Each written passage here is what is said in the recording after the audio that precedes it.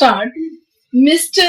Vice Chairman, Sir, I rise to support this very simple piece of legislation whereby it is proposed that the Electricity Supply Act should be amended so that power schemes up to rupees 5 crores need not be referred to the Central Electricity Authority for their concurrence, as my friend was just saying, although he did not agree with it in view of the escalation of the cost of inputs since 1948, it was really very necessary, rather essential, that this limit should have been increased, and since this limit is being increased from 1 to rupees 5 crores, I support this bill. My friend was saying that since 1948, price escalation has been more than 100 times. That is not so. It has not been 100 times, may be more than 500 times. But what I am saying is that it is rather just and right that this section should be amended and schemes up to rupees 5 crores need not be referred to the Central Electricity Authority for concurrence, because that authority also takes a lot of time in examining these schemes. They have to examine them on techno-economic lines, and this could delay the project.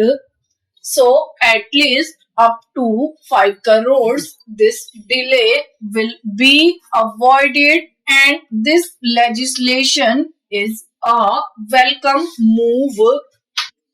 The importance of electricity in the modern world needs no overemphasis. Whether it is a matter of industrial or agricultural production, electricity has to be there and has to be generated to meet our requirements. It is indeed not a very happy state of affairs that even today, after 67 years of independence, we have not been able to generate as much electricity as we actually need to run our industries, and also to cater to the needs of the farmers and to supply to public at large.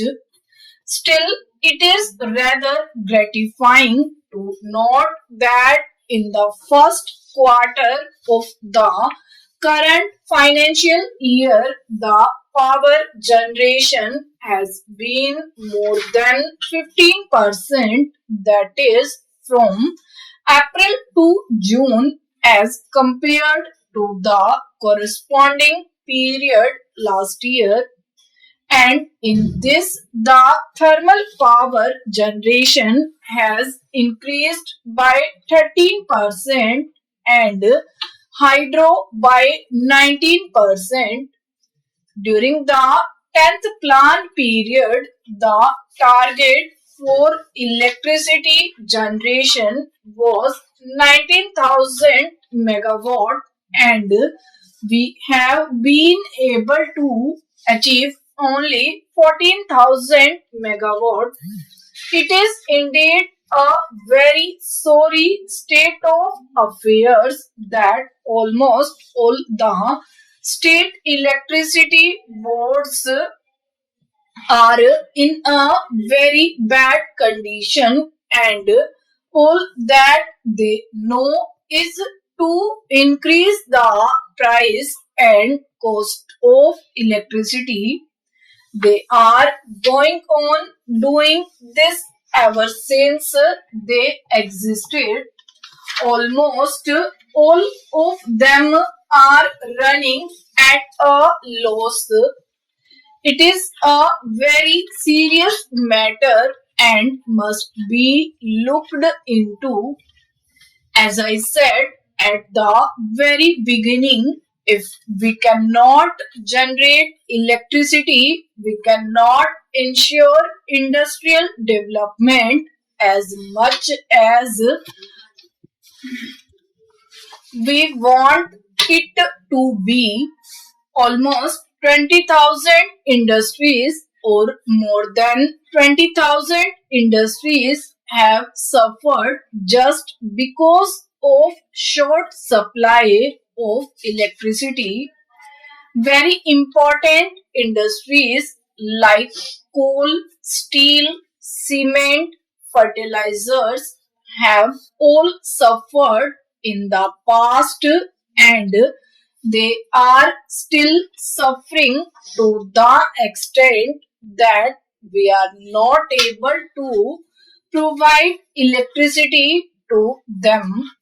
So, our government must look into the working and the functioning of these electricity boards, which are no doubt proving a sort of white elephant for our country and for our states. As regards the ills of these state electricity boards, their sickness is due mainly to four major causes.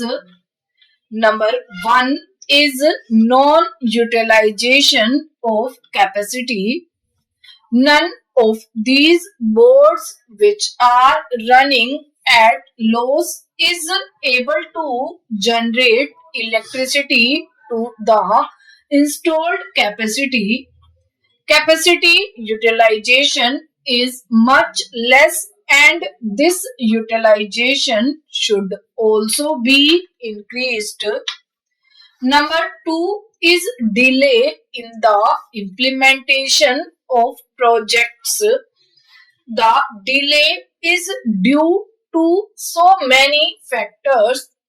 Sometimes they do not get turbines from bill and other because of non-availability. Delay may also be because of the delay at the level of the Central Electricity Authority, which is now going to be curbed by this legislation to some extent. Number three is poor financial management. Really, their financial management is very bad and it must be looked into seriously. The fourth reason is that on public institutions there are heavy arrears. This is the case with all these state electricity boards. I know that in the case of the UP State Electricity Board, as much as rupees 25 crores is outstanding against the Jal Nigam there, and like that against so many autonomous bodies, organizations, corporations, and even the government of India may have to pay something. Sir, the situation is that shortage of electricity is supposed to be 8%, while transmission losses are to the tune of 21%. Pilferage is supposed to be of the order of 30%.